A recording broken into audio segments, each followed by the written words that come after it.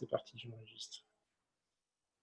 Donc oui, le jour 1, on a vu tous les muscles inspirateurs et expirateurs de manière à pouvoir travailler les uns ou les autres en fonction des différents jours. Aujourd'hui, on va s'occuper du bas, au niveau du ventre, la respiration ventrale.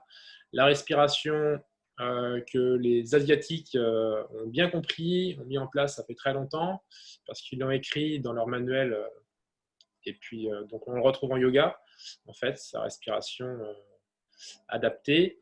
Nous, on respire correctement, c'est-à-dire avec cette respiration quand on est tout petit, à l'âge quand on est bébé, on voit bien le ventre bouger, et puis petit à petit, on rentre on est dans une société où on fait attention à l'image, et puis on n'a pas envie d'avoir un ventre qui évolue, qui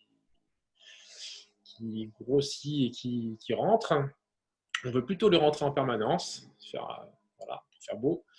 Mais en fait, s'il n'y a plus de vie, ce qu'on a vu hier dans le petit film que j'ai passé, d'ailleurs je vais vous donner le lien, il faut que je vous l'envoie, s'il n'y a pas de vie dans l'abdomen, hein, s'il n'y a pas ce brassage au niveau des viscères, au niveau des organes qui sont digestifs, mais aussi qui sont là pour pouvoir vivre correctement, eh bien, on va finir par se voir des petites difficultés, puis de plus en plus importantes.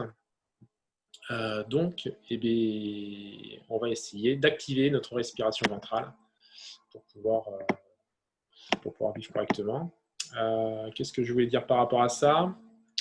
C'est une respiration. Alors, on va voir en fin de séance, on va faire des exercices, bien sûr. Je vais vous montrer. Tout le monde me voit là. Je vais montrer comment se passe cette respiration ventrale. L'abdomen va bouger, le diaphragme va descendre. Quand vous inspirez, naturellement, votre ventre va gonfler. Donc, on va le voir donc de profil ou en posant la main sur le ventre. Donc, hop. Je pose la main sur le ventre et quand j'inspire, je vois ma main bouger. Quand je souffle, ça se redégonfle. On n'est pas obligé de rentrer le ventre, mais on va le laisser se vider. Et on réinspire à nouveau et on souffle. Alors, vous pouvez faire avec moi pour bien ressentir. Posez votre main sur le ventre, vous inspirez et vous voyez que votre main va bouger. Quand vous allez souffler, elle va revenir à un ventre plat. Et encore, on active. Et pendant tout ce temps, c'est votre diaphragme qui fait le travail. Le principe est simple. Comme on a vu, hein, il y a la partie basse, l'abdomen, ce sont des liquides. C'est déformable, mais pas compressible. Le diaphragme va descendre, il va pousser les viscères, et les viscères n'ont pas d'autre choix que d'aller de l'avant. Il n'y a pas d'autre place. Donc, s'ils sont écrasés vers le bas, ils poussent vers l'avant. C'est pour ça qu'on voit notre ventre ressortir un petit peu. Et là, on peut se dire, tiens, c'est bien, je suis dans la respiration ventrale, j'utilise bien mon transverse, et ça a des conséquences sur le reste de l'organisme qu'on va voir avec le système sympathique et le système parasympathique. Et surtout le parasympathique qui va être activé. C'est ça ce qu'on va chercher. Donc, vous pouvez me laisser vos commentaires si jamais ça va ou si ça ne va pas au niveau de cette respiration, s'il y a besoin de revoir des consignes particulières. Quand on est sur la respiration ventrale, le thorax ne bouge pas, les côtes ne bougent pas. Donc, il faut bien dissocier les muscles inspirateurs.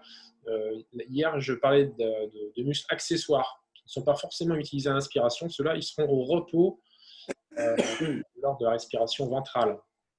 Et on est en respiration ventrale lorsqu'on dort. Donc, quand vous êtes endormi, il n'y a que le diaphragme qui va permettre de ventiler à peu près un demi-litre d'air en entrée et en sortie. Et voilà. Donc, si ça va pour vous, c'est parfait. On va pouvoir continuer. Et je vais vous faire partager le document du système sympathique et parasympathique parce que ça va avoir justement des actions sur les viscères. Alors la séance d'hier, oui, vous aurez accès à la séance d'hier. Je ne l'ai pas encore envoyée. Attention, hein, elle peut être un petit peu soporifique. Allez, partager l'écran. Je vais essayer de retrouver l'image que je voulais faire partager, celle-ci.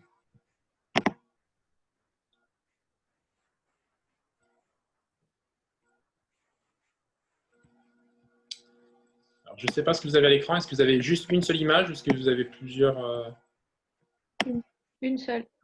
Une seule? Très bien. Est-ce que c'est brouillé peut-être? Un peu? Non, ça va. Ça va? Non, c'est lisible, oui. Ouais, c'est une capture pile d'écran que j'ai fait, j'ai récupéré sur Internet. Sur les systèmes sympathiques et parasympathiques, hein, qui sont donc à la base dans le cerveau, avec des neurones et des nerfs. Et le neurone va activer un nerf qui va permettre d'activer soit un muscle, soit un organe. Et on voit qu'au milieu de cette petite image, tous les organes sont reliés.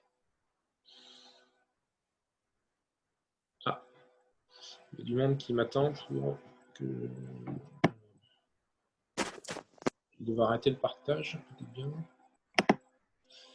Ah non. Effectivement, il y avait du monde à la porte qui attendait. Bienvenue Julie et Martine. J'attends que la jonction se fasse.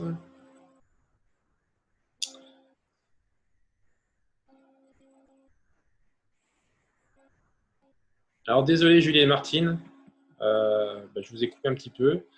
Je n'ai pas vu que vous répondiez, que vous appeliez. Donc pour faire court, là, on est sur le diapo des systèmes sympathiques et parasympathiques, parce qu'aujourd'hui c'est le jour où on travaille la respiration ventrale. Donc on a vu que l'abdomen, le ventre devait bouger à l'inspiration, se gonfler, et se dégonfler à l'expiration, et uniquement l'abdomen. Ce qui veut dire que c'est le diaphragme qui va pousser l'abdomen, et puis les viscères vont pousser vers l'avant, puis revenir. Voilà. Les autres muscles accessoires ne bougent pas, le thorax ne bouge pas pour aujourd'hui. On l'a laissé au repos, on fait travailler que la partie basse. Donc là, vous voyez le système sympathique d'un côté et le système parasympathique de l'autre, mais ils sont bien sûr dans la même boîte crânienne. Vous avez donc un neurone qui envoie une information sur un nerf, qui va pouvoir permettre de transiter l'information, arriver sur un autre neurone qui va connecter l'organe. Ça, c'est un œil. On a une glande salivaire, on a des poumons, on a le cœur, le foie, l'estomac, des glandes surrénales. Voilà, il y a les muscles aussi, bien sûr, les intestins. Enfin, voilà, tous les organes sont reliés, quasiment tous sont. Pourquoi je dis quasiment? Si tous sont reliés, quasiment tous par les deux. Pas tous. Les glandes surrénales ne sont reliées que par le système sympathique, parce que elles n'ont qu'une vocation, en fait, c'est activer le rythme cardiaque, demander à booster l'activité quand il y a un accident, quand il y a un incident, quand il y a quelque chose, une réaction à avoir très rapide. Les glandes surrénales vont pouvoir fabriquer justement des petites hormones qui vont vous permettre de bouger beaucoup plus vite et d'être très très réactif. Donc d'un côté, vous avez le système sympathique et on est souvent sur le système sympathique. Toute la journée, on est un petit peu boosté entre guillemets par beaucoup d'informations qui nous viennent en permanence, de par les différents médias, de par notre activité professionnelle, de par ce qui se passe dans notre entourage. Et donc en permanence, c'est le système sympathique qui nous gère. Et puis, il n'y a pas de relâchement, il n'y a pas de repos. Et s'il n'y a pas un bon équilibre entre le système sympathique et le système parasympathique, qui est justement le contraire, où là, ça va être plutôt la détente, ce sont d'autres paires de nerfs qui vont activer ces mêmes organes. Donc un œil, il peut être dilaté ou contracté. Les poumons, c'est pareil, hein, ils peuvent être dilatés si c'est le système parasympathique qui le gère. Et bien, ils vont pouvoir se détendre, ils vont pouvoir se dilater. Si c'est le cœur, il va pouvoir se ralentir. Si pour l'estomac, ben, il va pouvoir se détendre aussi. Voilà, toutes les jonctions. Donc, les spécificités, en fait, c'est que d'un côté, les nerfs sont relativement courts. La première jonction est courte, la deuxième est plus longue. Alors que dans le système inverse, c'est une jonction qui est longue. Enfin, ça, voilà, c'est mécanique. Le premier nerf est long et ensuite le nerf, le deuxième qui va aller jusqu'à l'organe concerné est plus court. C'est la différence qu'il y a entre ces deux systèmes. C'est comme ça qu'on arrive à savoir si on est sur le système sympathique ou parasympathique. Alors, comment activer l'un ou l'autre? Je vous l'ai dit, pour le système sympathique, il suffit qu'il y ait une action où on soit un peu tendu, qui est, je sais pas moi, une dispute, qui est une contrariété, qui est beaucoup d'activité, qui est qui est plusieurs conversations, qui est aussi le cerveau, on lui demande de traiter énormément d'informations ou d'être dans des dispositions un petit peu tendues. Donc là, on est régi par le système sympathique et on va essayer d'aller vite pour tout régler. Le rythme cardiaque va augmenter un peu, la tension artérielle va beaucoup augmenter et au fil des jours, alors si c'est pour répondre à un phénomène très, très soudain, il n'y a pas de problème, c'est tout à fait normal et c'est pour ça qu'on est géré comme ça, mais il ne faut pas que ça dure très très longtemps. Le problème, c'est que nous, on est dans des sociétés où ça dure en permanence. Et donc là, on a des problématiques qui arrivent, alors qu'il faudrait activer de temps à autre le système parasympathique et même le plus fréquemment possible. C'est pour ça qu'on est en recherche d'activités qui vont nous permettre de nous détendre. Alors, les activités qui vont nous détendre, ça peut être n'importe quoi qui nous fasse plaisir. Ça peut être aussi bien de la marche nordique, ça peut être des activités en nature. La nature, être dans les bois, dans les sentiers, peu importe, permet de se reconnecter au sol, à la terre, donc ça nous apaise. Ça, c'est un phénomène naturel.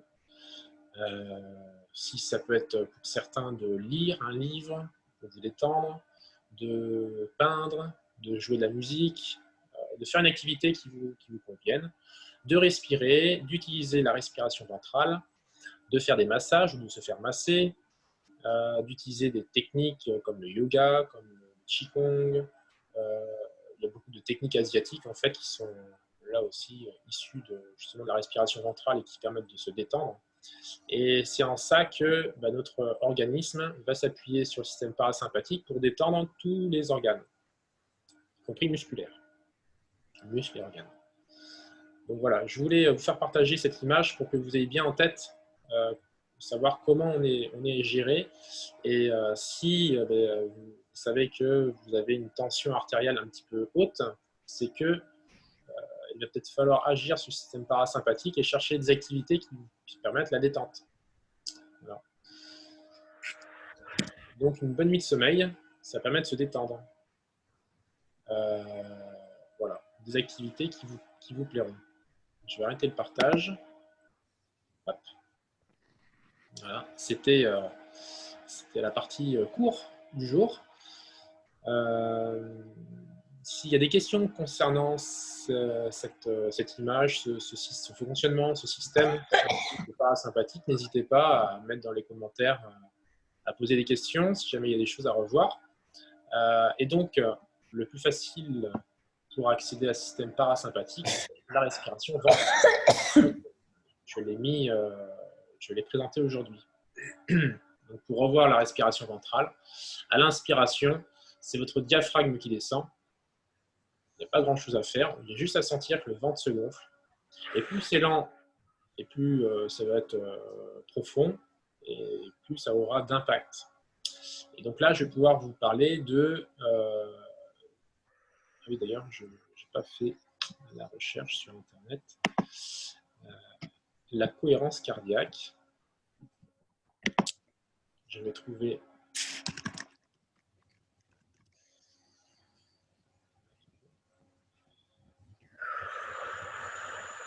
sur YouTube. Donc là, je le fais avec vous, et puis vous pouvez le refaire chez vous. Il y a donc le docteur O.R., O''H''A''R', qui a fait J'ai mis au point cette technique de respiration respiratoire. Et pour le goût, ben, vous avez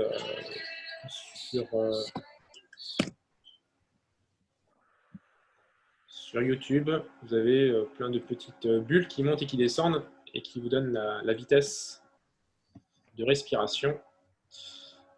Je vais vous faire partager et on va le vivre ensemble. C'est l'exercice du jour en fait.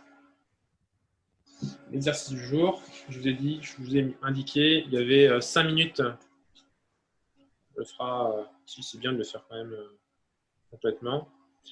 5 minutes sur ce type de respiration, c'est une fréquence de 6 respirations par minute. C'est assez lent. Hier, on a fait un contrôle de la fréquence respiratoire parce qu'elles sont longues et lentes. Vous avez mis à peu près entre 45 et une minute 15 ou plus, ou 30 pour faire 5 respirations dans la minute. Et bien là, je vais vous proposer de faire 6 respirations par minute, c'est 12 secondes. Pour certains, ce sera peut-être un petit peu rapide, pour d'autres un petit peu lent, mais ça doit pouvoir se faire. Je vais vous partager de suite la cohérence cardiaque.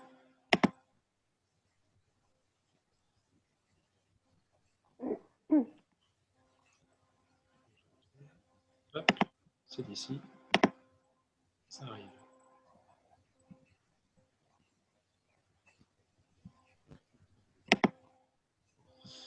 Donc on est sur une respiration ventrale. Je la mets en route. C'est 5 minutes par jour. On peut même le faire 3 fois par jour si on est vraiment hyper tendu. Donc vous voyez la petite bulle qui monte, ça va être l'inspiration. Il va y avoir un temps d'apnée, très peu, et puis on va souffler. Petit temps d'apnée, et on inspire. Et on souffle.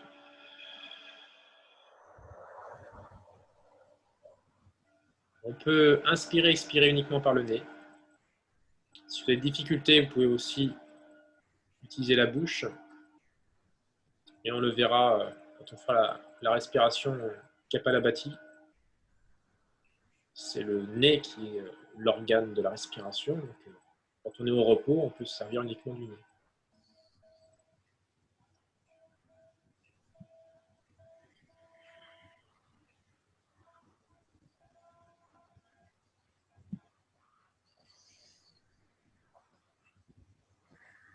Ah, c'est parti la vidéo.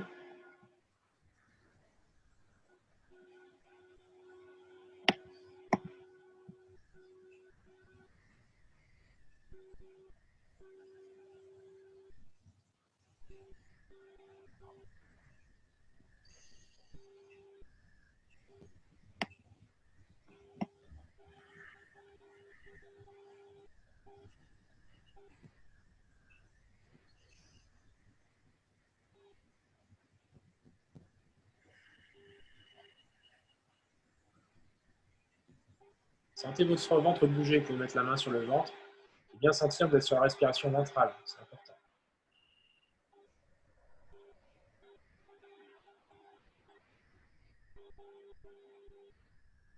Chaque minute, c'est une image différente qui apparaît. Là, on est dans la 3e minute.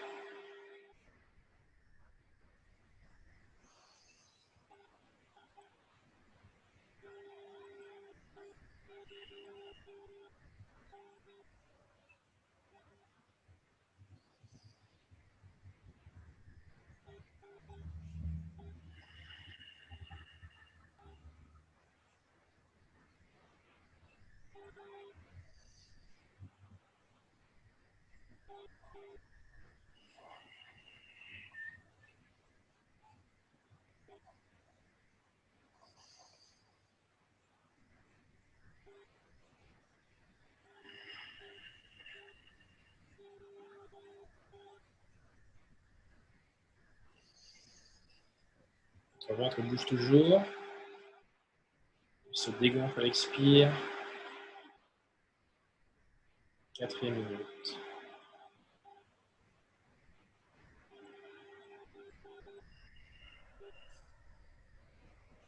Si vous sentez que c'est difficile, vous reprenez une respiration sans prendre en compte la vitesse de déplacement des bulles.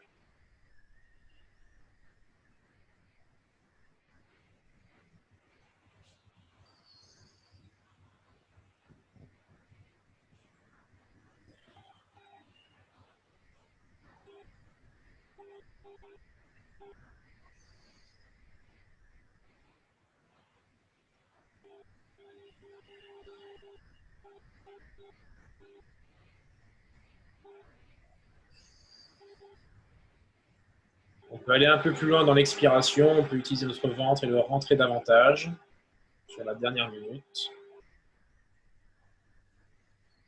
On va utiliser les abdominaux, le transverse, pour rentrer le ventre et forcer l'expiration.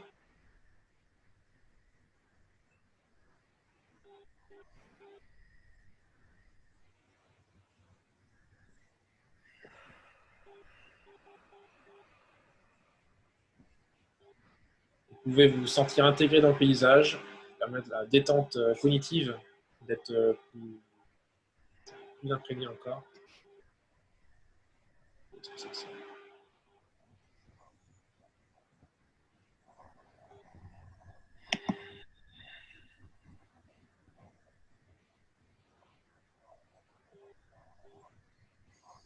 On a perdu la vidéo. Je vous ai perdu ou pas? Non? On est là? Oui.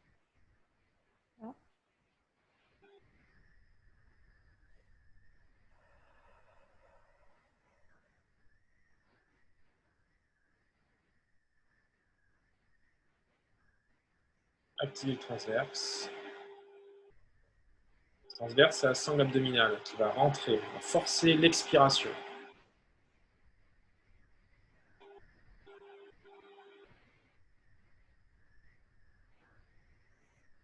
Très bien.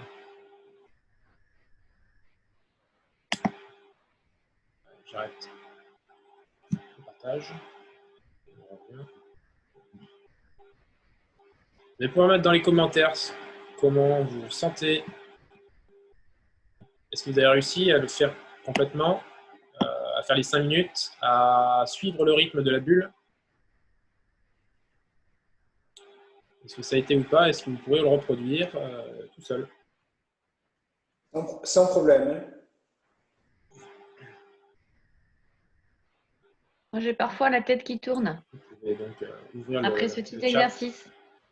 et converser. Tu m'entends, Sylvain? Et pianoter. J'ai parfois la tête qui tourne.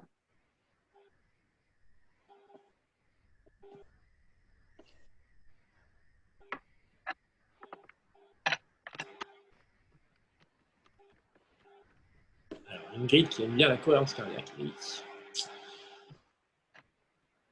Alors Marc nous dit qu'il y a une application directement sur le téléphone qui s'appelle Ma Cohérence pour le suivre plus facilement.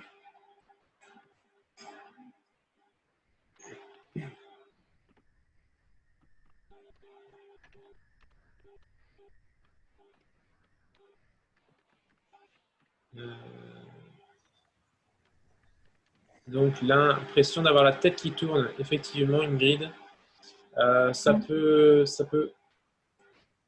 quand on n'est pas habitué. Après, forcément, on y arrive mieux, mais quand c'est la première fois, on peut avoir tendance à inspirer un petit peu trop, inspirer complètement, ce qui fait qu'on va suroxygéner le cerveau.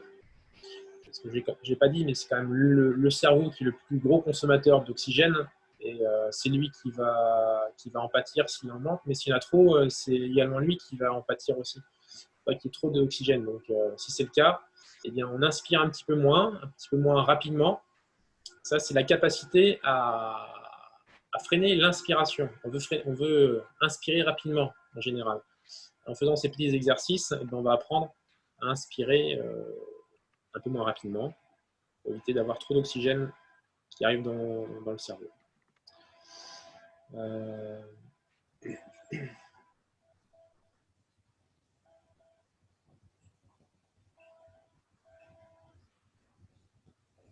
Alors effectivement, je n'entends personne. Pourtant, c'est étonnant parce que j'avais réglé le problème. Ça marche au début. Oui. Marc, ben non, j'entends pas. Est-ce que tu m'entends, Sylvain? Essaie. Est-ce que tu m'entends, Sylvain? Parlez-moi un petit peu. Tu nous entends? Non, non. Toujours pas. Non, je ne sais pas ce qu'il y a. Bah, écrivez-moi si jamais. Parce que là, je n'entends absolument rien. Ça. Donc la tête qui tourne, effectivement, j'ai expliqué. Donc arrêtez, oui, éventuellement, ne pas aller jusqu'aux 5 minutes. Si au bout de 4 minutes déjà, vous sentez que ça tourne un petit peu, vous faites une pause, vous pouvez reprendre après. Vous m'entendez, vous? Ouais. Oui. Oui. Oui. Julie qui a réussi à suivre le rythme de la bulle, j'ai l'impression d'expirer plus longtemps. Alors généralement, l'expiration se fait est plus longue, l'inspiration. Donc il faut gérer parce que là, la cohérence cardiaque, on fait les temps d'inspiration et d'expiration sont les mêmes et c'est pas forcément notre rythme habituel. Il faut s'y faire.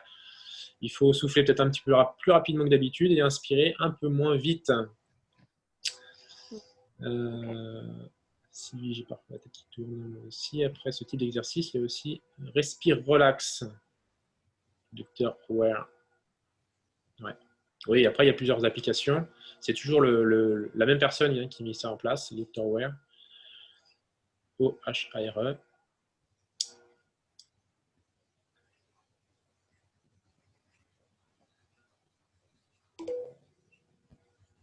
Ok pour Jacques. Ouais, j'ai un problème de micro, enfin de micro et pas de micro, de retour de son.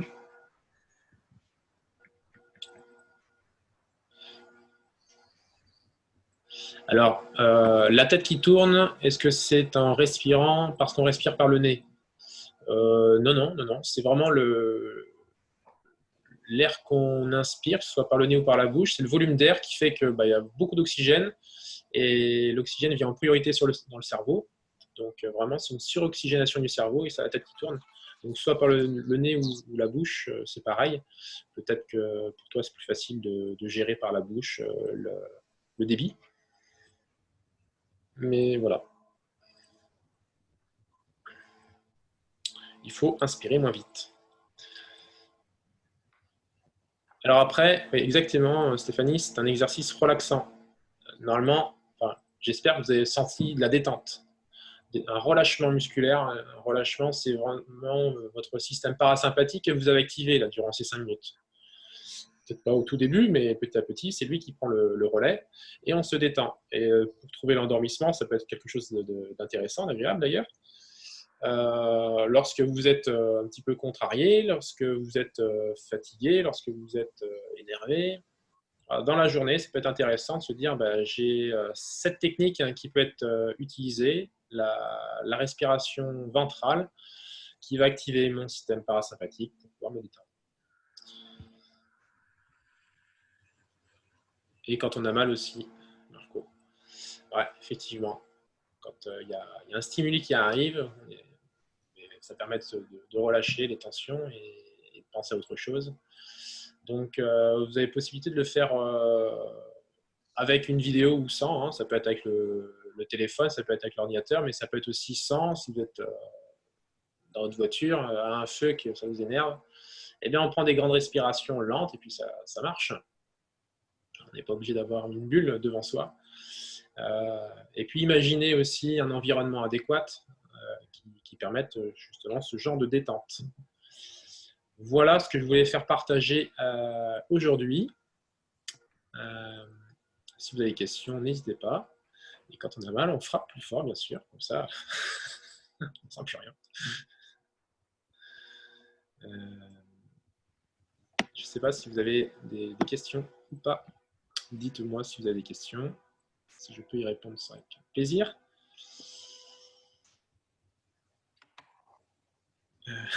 Pour supporter les grands ados. Oui, on peut utiliser ou la cohérence cardiaque ou autre chose. Les bâtons. Bon. Eh bien, parfait. Ben, donc, je vais vous laisser reprendre le boulot si vous y êtes. Attaquer la sieste si, si c'est possible. Et puis sinon, ben, on se dit à demain pour une nouvelle, un nouvel exercice et une autre forme de respiration. Allez, à demain, même heure, même endroit. Ciao, ciao tout le monde. J'arrête l'enregistrement.